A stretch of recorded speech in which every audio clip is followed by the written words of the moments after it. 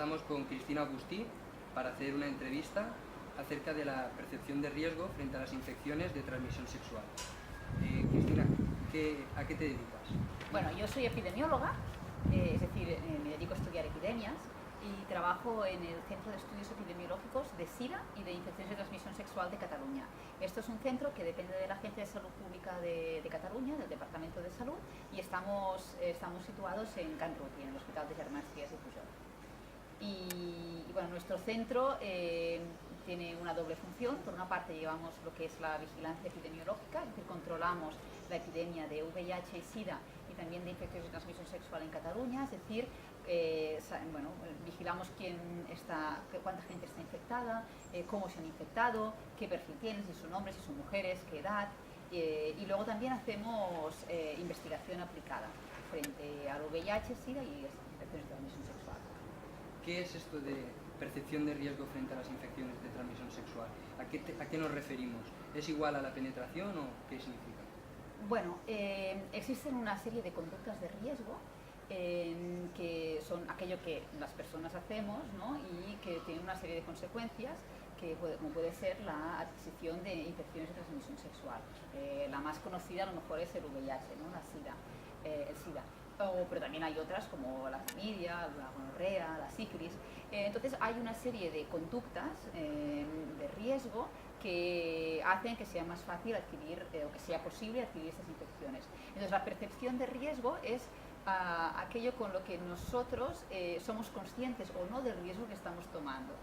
Por ejemplo, si tú fumas, pues tienes un riesgo a contraer cáncer de pulmón en un futuro. De la misma manera, si tú tienes sexo con otra persona sin utilizar preservativo, pues te estás arriesgando, te estás poniendo en riesgo a adquirir una infección. Y la percepción que tiene una persona frente a otra es diferente, ¿no? Todos somos diferentes, entonces hay gente que tiene más conciencia de los riesgos y hay gente que no. Entonces, si es penetración o no, depende.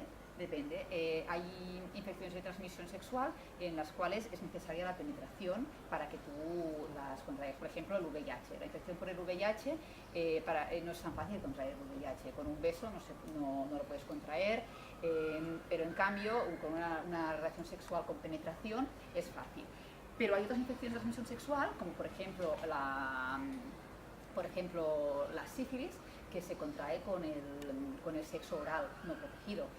La mayoría de gente no usa preservativo cuando hace sexo oral, entonces esto es más fácil que se transmita. Por también otras infecciones también por el mismo método. O hay infecciones que a lo mejor solo por contacto, ¿no? Vulva, pene o lo que sea, pues es más fácil es fácil que haya una infección. Entonces, el riesgo depende de para qué infección y depende también de qué colectivo. No es lo mismo sexo hombre con hombre, que mujer con mujer o que hombre. Ya que vivimos en una sociedad bastante plural y con distintas percepciones, vamos a hablar precisamente de eso, de las percepciones sobre el sexo en la sociedad. Te quería preguntar si tú crees que alguna industria, como la pornográfica, ha hecho cambiar nuestra percepción sobre el sexo o nos ha dado una percepción errónea sobre el sexo y eso nos puede traer problemas a la hora de adquisición de enfermedades. Bueno, yo antes de nada diría que percepciones erróneas con el sexo no hay. O sea, cada uno tiene la suya, ¿no? O sea, el sexo es una cosa muy personal y todo el mundo lo vive como lo vive. Pero sí que es verdad que industrias como la pornográfica dan una imagen del sexo muy heteronormativa, ¿no? Una imagen, claro, evidentemente la industria pornográfica heterosexual, la que se consume más, ¿no? Y es verdad que da una imagen muy heteropatriarcal también, ¿no? Del sexo basado únicamente en la penetración y básicamente destinado a la satisfacción del hombre y la mujer es un objeto. Entonces, yo creo que la imagen, bueno, lo creo yo solo, también es como los colectivos feministas, también se habla mucho de que la imagen que se está dando a los jóvenes, a todo el mundo que lo ve, pero sobre todo a los jóvenes que muchos consumen lo que es la pornografía para aprender sobre sexo, como si dijéramos, da una imagen muy exacto, muy basada en un modelo, ¿no? Del hombre y la mujer a su servicio, una mujer muy sexualizada, muy objeto. Entonces, bueno, a mí particularmente creo que se tendría que cambiar. Sobre esta imagen machista en el sexo, ¿tú crees que eso en una relación hombre-mujer puede afectar a la hora de una percepción de riesgo, de tener más riesgos o imprudencias? Posiblemente sí. Y más que esto, yo pienso la mujer como objeto ¿no? Hace también, nos coloca a las mujeres en un lugar como más vulnerable, ¿no? Entonces a lo mejor una mujer, ¿no? Si se basa en este modelo basado en la industria, es más fácil que a lo mejor pues no se niegue a ciertas prácticas que a ella no le interesa o no le dan placer o no quieren, porque es como que lo que toca, ¿no? O sea, nosotros tomamos como referente el modelo de la industria, entonces, bueno, pues a lo mejor la mujer no quiere una relación solo basada en la penetración, pero como esto es lo que toca, porque es lo que dicen las películas, pues esto hace que la mujer a lo mejor pierde una capacidad de negociación, un empoderamiento, y el hombre se piensa, ¿no? También que esto es lo que debe hacer y bueno, se pierden muchas cosas y hace que bueno, eso puede afectar, evidentemente. Y luego también, claro, ciertas prácticas que son más riesgosas para la adquisición del VIH también se ven potenciadas por la industria. Por ejemplo, es mucho más fácil adquirir el VIH con el sexo anal penetrativo que no con el sexo vaginal. Y las películas pornográficas también tienen un papel importante del sexo anal. ¿Crees que existe alguna diferencia en la educación sexual referente a un hombre y referente a una mujer precisamente por todos estos temas?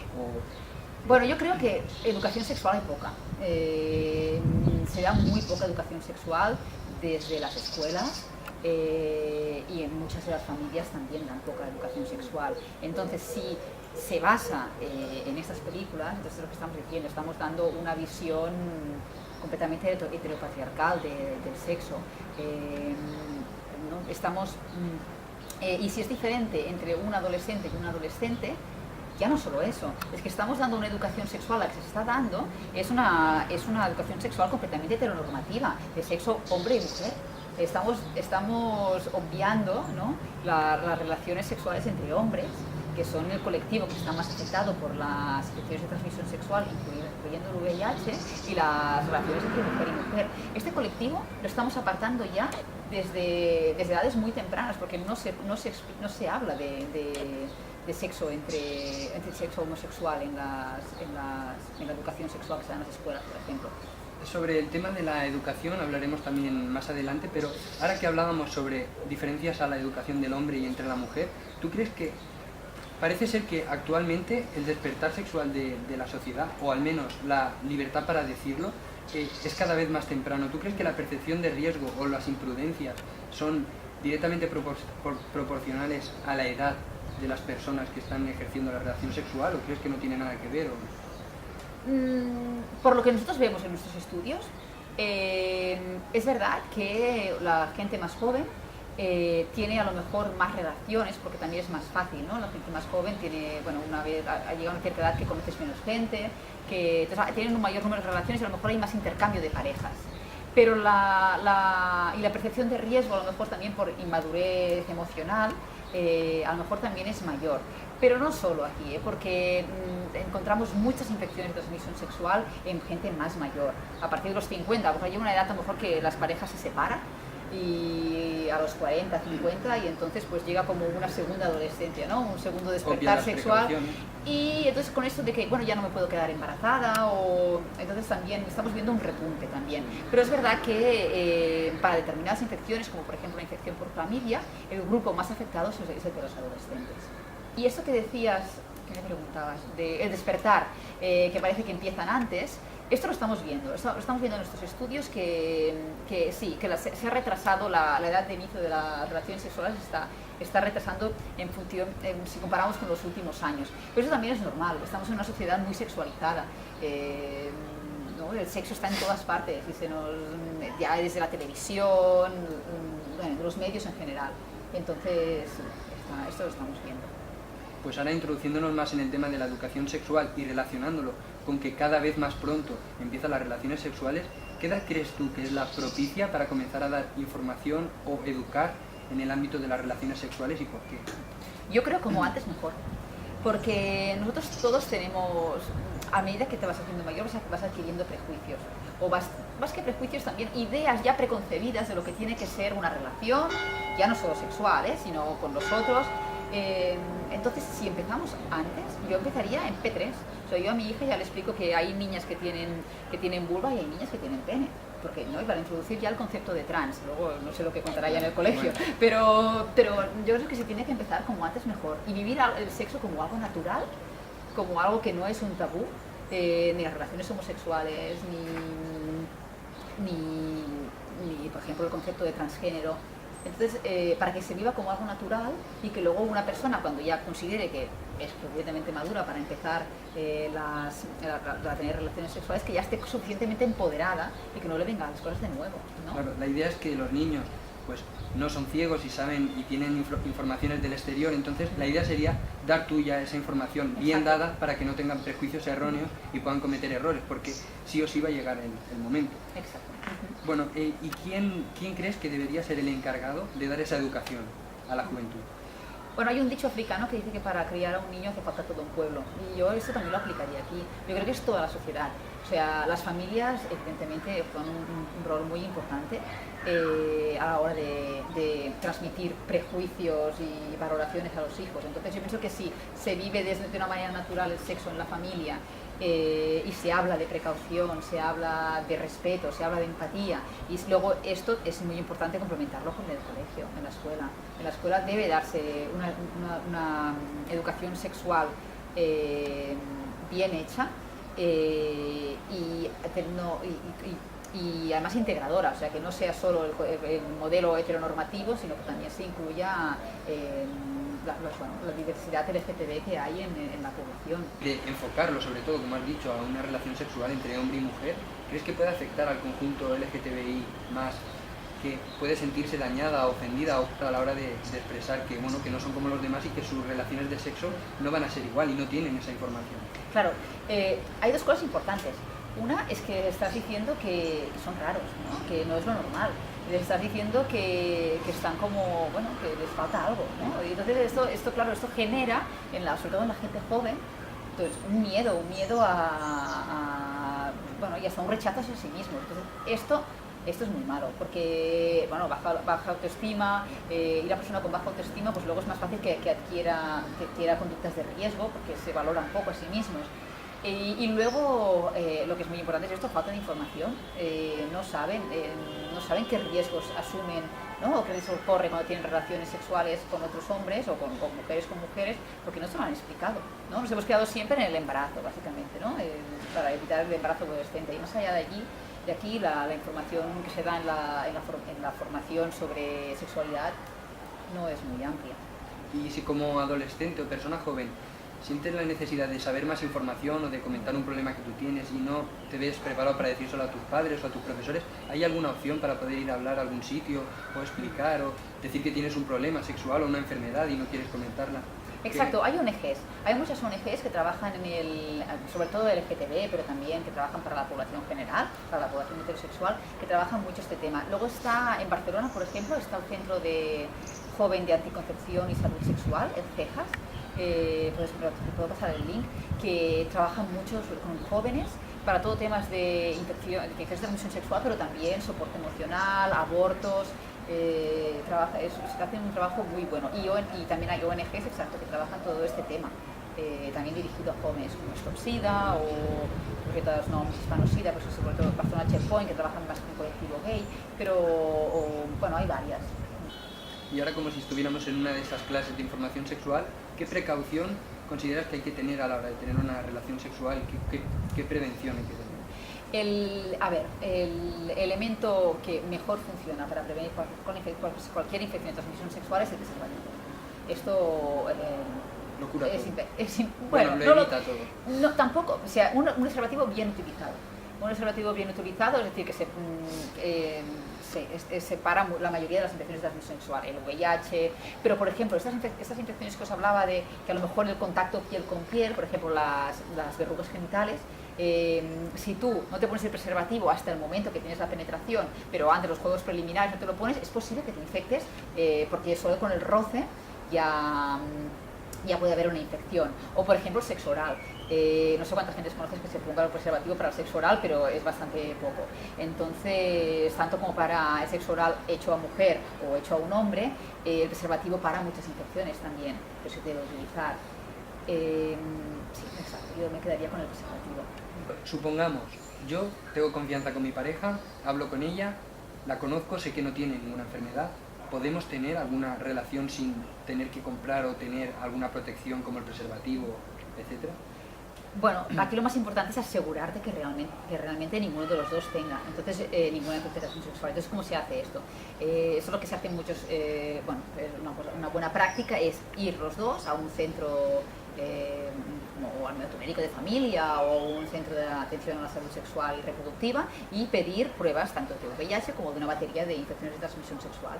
Y entonces aquí, una vez tengáis los resultados y los dos sois negativos para todas las infecciones, entonces podríais tener sexo desprotegido. Bueno, sería para las infecciones de transmisión sexual, luego aparte queda el riesgo de embarazo, que eso es otra cosa, ¿no? Pero claro, aquí tienes que fiarte de que realmente tu pareja te es fiel, como si dijéramos, ¿no? O sea, que no tiene otras reacciones. Entonces esto es difícil porque tú nunca sabes, ¿no? A veces el amor hace que tomemos riesgos que pueden suponer al final una infección de transmisión sexual. ¿Habéis tenido parejas o gente que ha ido a vuestro centro con enfermedades de transmisión sexual cuando los dos habían hecho pruebas y no tenían ninguna enfermedad? ¿Ha pasado este caso de...? Bueno, a ver, nosotros en nuestro centro no vienen pacientes, nosotros estudiamos lo que pasa en Cataluña.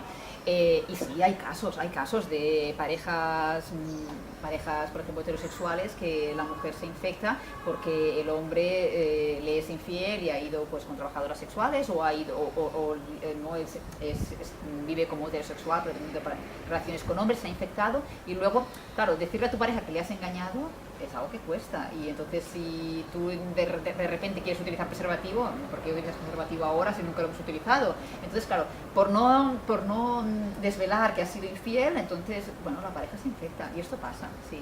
Y por lo tanto, volvemos a lo de siempre, las enfermedades de relación sexual es uno de los peligros, pero bueno, siempre queda el peligro de quedarse embarazadas. Exacto. Pasa que, bueno, claro, a ver, una infección de transmisión sexual como el VIH es una infección muy grave, que es más grave y es de por vida. O sea, aunque tú tomes la medicación y ya seas indetectable y probablemente ya no puedas transmitir la infección, deberás estar durante toda tu vida teniendo seguimientos y todas estas pruebas y test de los que hablábamos antes para ver si hay alguna enfermedad, si estás limpio, por así decirlo, son gratuitas, ¿dónde se harían? ¿Qué hay que hacer para...? Bueno, aquí tenemos acceso universal a la salud, entonces tú puedes ir a tu médico de familia y puedes pedir toda esta batería de pruebas y te las harán y no te cobrarán nada. Si a ti te da reparo ir a tu médico de familia, porque es el mismo médico de familia que tienes con tus padres y con tus hermanos, o porque conoces a la administrativa o conoces a la enfermera, pues puedes ir a centros que te las hacen gratis. Sobre todo la prueba del VIH. La prueba del VIH se hace una prueba rápida que con 20 minutos sabes el resultado. Una prueba en sangre que te hacen un pinchacito y en 20 minutos lo sabes. Y también es gratuito. Y luego también está el centro, la única clínica de infecciones de transmisión sexual de Cataluña, que está en Drassanes, en el CAP Drassanes, que allí también hay hasta un servicio que le llaman Express, que tú puedes ir sin pedir hora, vas allá y te hacen toda la batería de pruebas que hay. En resumen, educación sexual, confianza en padres y gente que te pueda ayudar, entender que el sexo es algo que puede conllevar muchos problemas y ahora, para tú cerrar, ¿qué consideras que una persona joven debería saber sobre todo este tema?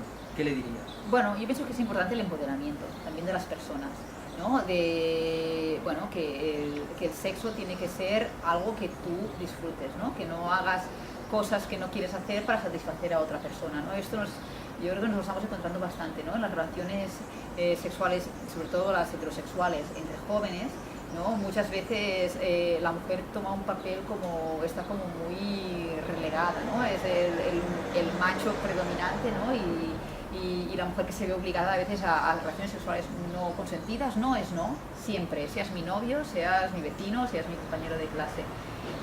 Por una parte esto, y luego a lo práctico, la marcha atrás tiene muchos riesgos, la marcha atrás puede no funcionar. Siempre tienes la pastilla para la necesidad del día después para evitar un embarazo, pero yo, si has tenido alguna práctica de riesgo, recomiendo a todo el mundo, chicos y chicas, hacerse pruebas de clamidia y gonococo, por si acaso, porque son infecciones que a lo mejor tú no sabes que las tienes o piensas que es una infección de orina normal y esto puede conllevar un riesgo a la larga, ¿no? Como explicaba, la infección por clamidia es la primera causa de esterilidad en mujeres.